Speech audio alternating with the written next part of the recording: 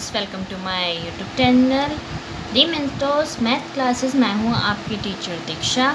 चलिए स्टार्ट करते हैं। पिछली वाली वीडियो में फोर्थ इतना सा ही हो गया था और कैंसिल हो गई थी वीडियो किसी सरकमस्टांसिस की वजह से, तो मैं ये कंटिन्यू कर रही हूँ। ठीक है, ये वाला क्वेश्चन पढ़ लेते हैं। The amount of money in account every year. वो कह रहा है amount of a money. Amount of a money यानी जो पैसा है उसकी अमाउंट, यानी कि पैसे की कह सकते हो, क्या बोलते हैं अमाउंट को, यानी कि क्योंकि देखो जो पैसे होते हैं वो तो हमारे 1 से लेके लाख करोड़ हो सकते हैं, पर उसकी जो एक फ़िक्स अमाउंट है यानी कि फ़िक्स नंबर है, दैट इज़ कॉल्ड अमाउंट।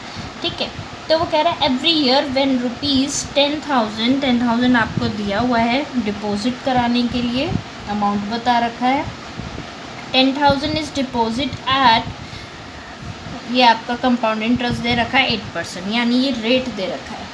ठीक है, अब इस वाली कंडीशन में हम क्या करेंगे, एक फॉर्मूला लगता है जब हमें अमाउंट बता रखा हो, अमाउंट हमें ये दिया हुआ है। ठीक है, तो हमारा जो अमाउंट का फॉर्मूला है यानी CI का फॉर्मूला अमाउंट के पर्पस से क्या फॉर्मूला बनता है, A1 + R/100 and N।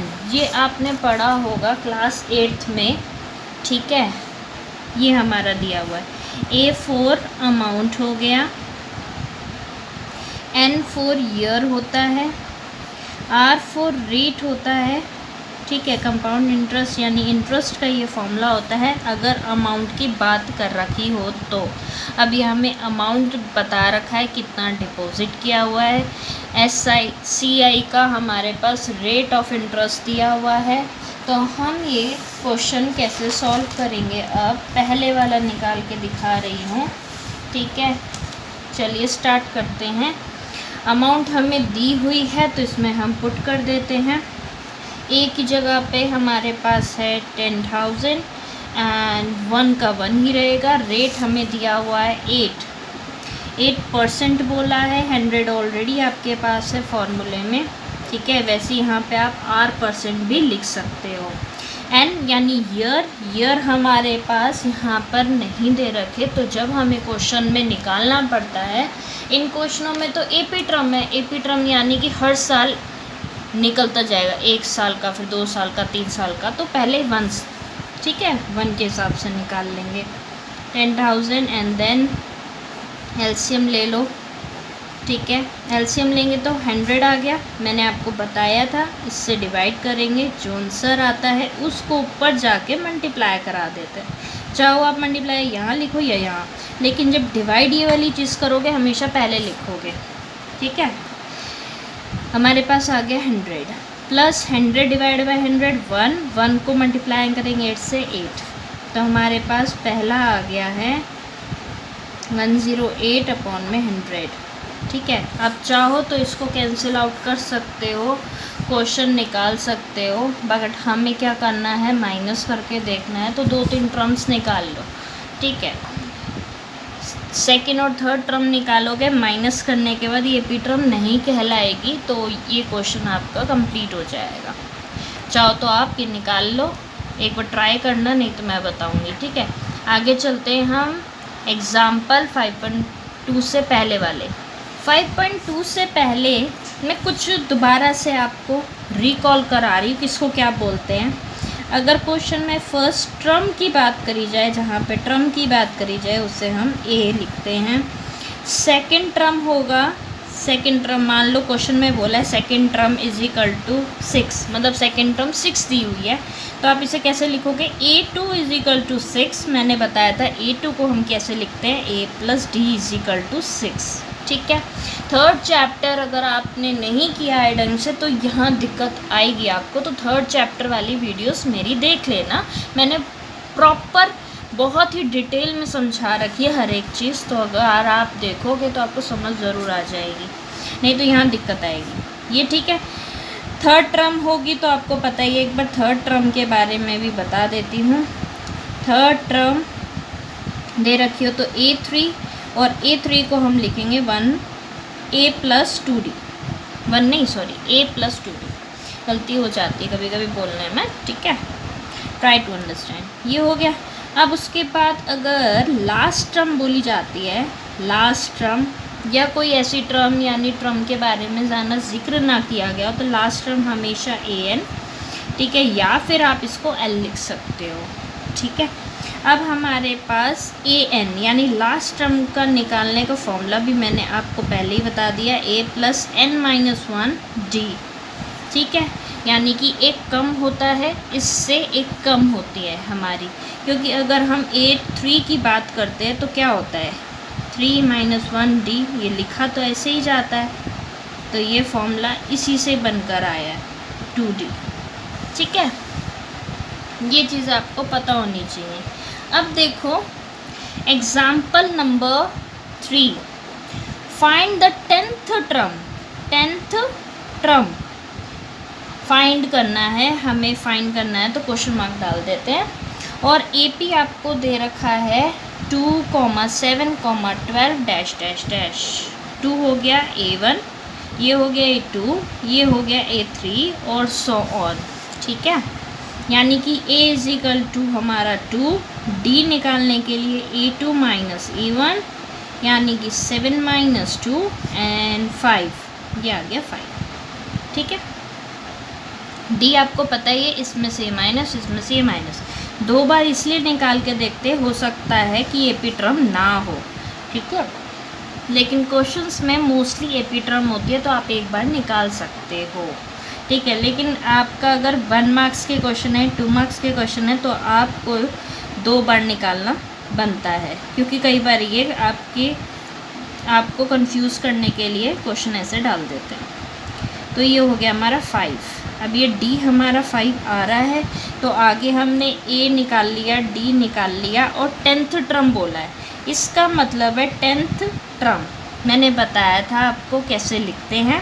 10th term यानी A प्लस 10 है तो 9D, ठीक है। 10th टर्म हमें निकालनी है, क्या करेंगे फॉर्मूला डाल दो, AN निकालना है हमें, ठीक है। और ये जो हमारी होती है वो हमारी AN, N यानी कि ये 10, ये लिखोगे, ठीक है। तो इसका मतलब AN जो है, मतलब N हमें 10 दिया हुआ है तो हम यहाँ लिख देते हैं A plus N minus 1 D, यानी कि A10, A हमें दिया हुआ है 2 प्लस N हमारा नहीं है क्वेश्चन में, N जो निकला हुआ है क्वेश्चन में बोला है 10, क्योंकि हमारे पास ये N है, ठीक है। AN यानी कि ये जो है N टर्म है, लास्ट टर्म भी कह सकते हो, जो निकालते हैं मोस्टली हम N ही लिखते हैं, तो ये हमारा N है। देखो अगर A 10 बोल रहा है तो इसको हम कैसे लिखते हैं AN, तो N हमें दिया हुआ है क्या 10, तो N 10 है, तो यहाँ लिख लो पहले N 10 है, पहले जो दिया होता है वो लिख लिया करो। N 10 है माइनस 1 एंड D हमारा 5 आ रहा है, तो 2 प्लस 9 एंड 5, तो बोर्ड मास रूल में पहले मल्टीप्लाई करते हैं, तो मल्टीप्लाई कर लो, जगह यहाँ पे फिनिश हो गई, पीछे कर लेते हैं।